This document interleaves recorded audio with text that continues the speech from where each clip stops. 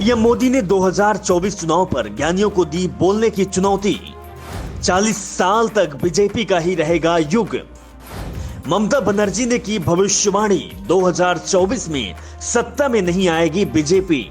पश्चिम बंगाल की सीएम ममता बनर्जी का कहना है कि 2024 के लोकसभा चुनाव में भाजपा को अपने दम पर बहुमत नहीं मिलेगा और दूसरे दल एकजुट होकर सरकार बनाएंगे।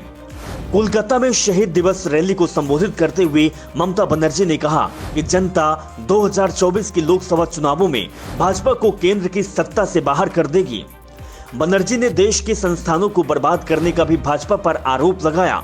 उन्होंने कहा कि जिनकी भारत के स्वतंत्रता संघर्ष में कोई भूमिका नहीं थी, वे देश का इतिहास फिर से लिखने की कोशिश कर रहे हैं।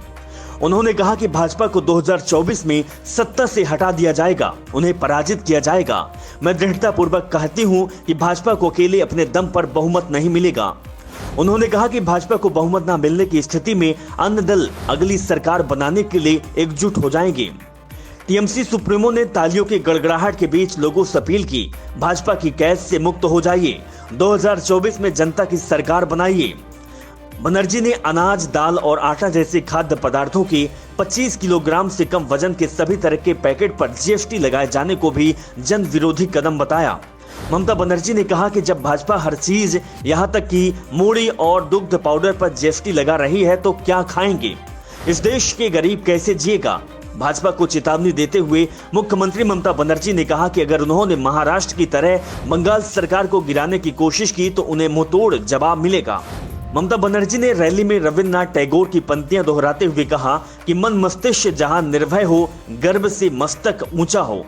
उन्होंने कहा कि कुछ लोगों को हमारी यानी कि बंगाल की भर्ती प्रक्रिया में खामियां नजर आती है, लेकिन रेलवे, केंद्र सरकार के विभागों में हो रही भर्तियों के बारे में क्यों कुछ नहीं कहा जाता।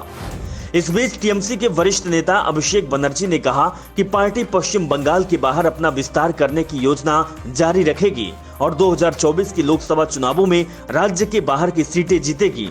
टीएमसी की रैली इसलिए भी खास थी क्योंकि 2021 के विधानसभा चुनावों में इसकी शानदार जीत और लगातार तीसरी बार पार्टी के सत्ता में लौटने के बाद पहली बार आयोजित हुई।